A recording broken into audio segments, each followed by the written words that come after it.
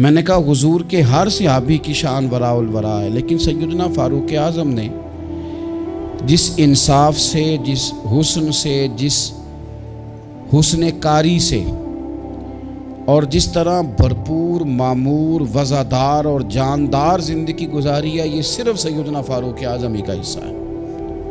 بس کچھ لوگوں کا یہ اعزاز ہوتا ہے، تھکے تھکے بھی وقت گزر ہی جاتا ہے، تھوڑا کام کر لیا، تھوڑا چھوڑ دیا۔ پھر کچھ لوگ ایسے ہوتے ہیں جو کام کرتے ہیں پر پورا بھرپور کر کے کرتے ہیں، ان کا بھی گزر جاتا ہے۔ زندگی ایک دن ہو یا 100 سال یہ گزر جاتی ہے، اور دوش پہ کملی ہو یا کہ شال یہ گزر جاتی ہے۔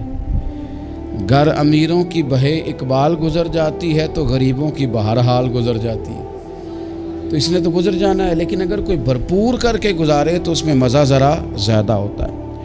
کچھ چیزیں طے کرنی چاہیے،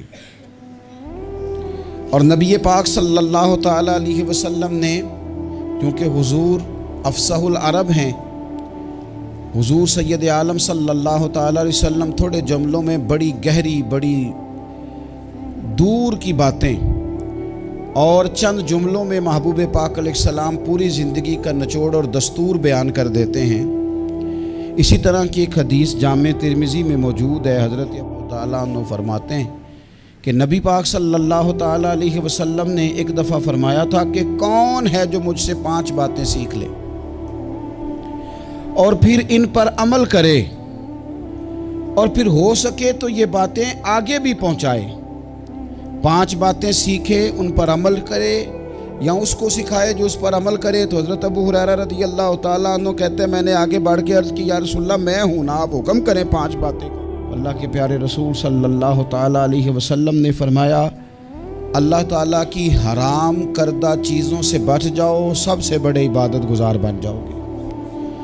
پھر نبی پاک صلی اللہ تعالیٰ علیہ وسلم نے دوسری بات ارشاد فرمائی، فرمایا اللہ تعالیٰ کی تقسیم پہ راضی ہو جاؤ، سب سے بڑے غنی بن جاؤ گے۔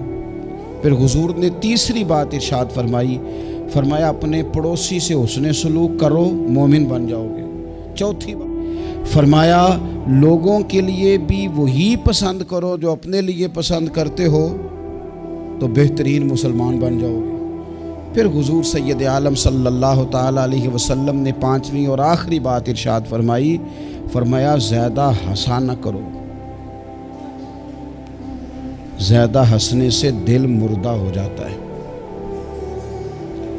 دل مردہ ہو جاتا ہے۔ زیادہ نہ ہنسا کرو، کبھی کبھی رویا بھی کرو، اور قرآن حکیم فرماتا ہے کثرت سے رویا کرو، تھوڑا ہنسا کرو۔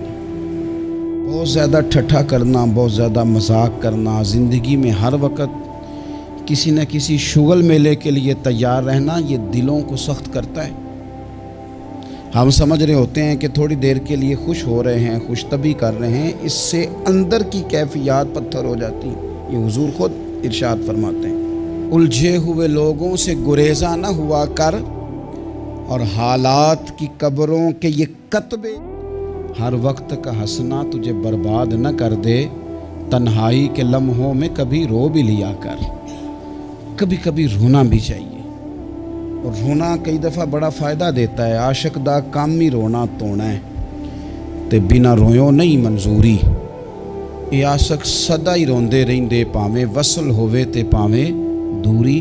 تو ان 5 باتوں کو ضرور یاد رکھیں، یہ انسان کو بڑا فائدہ دیتی ہے۔ سیدنا فاروق اعظم رضی اللہ تعالیٰ عنہ کی بات، انہوں نے نا کچھ اسی طرح سے انہی چیزوں میں انہوں نے اپنے آپ کو نا تھوڑا سا مضبوط کر لیا تھا۔ میں نے قرآن پاک کی ایک آیت کریمہ تلاوت کی ہے، اللہ فرماتا ہے ان الذین آمنوا وعملوا الصالحات، وہ لوگ جو ایمان لائے اور ایمان لانے کے بعد پھر انہوں نے نیک کام کیے، اولئک ہم خیر البریہ، ایمان اور نیک اعمال، جن لوگوں نے ان 2 باتوں کو اپنا لیا، نہ مال کی بات کی، یہ اس موقع پر علم کی بات بھی نہیں کی، ایمان اور اعمال صالحہ، فرمایا جو 2 ان باتوں پر عمل کر لیں اولئک ہم خیر البریہ، فرمایا یہ لوگ ساری مخلوق سے بہتر ہیں۔ بہترین آدمی ہوتا ہے جس کا ایمان پکا ہو، اعمال درست ہو۔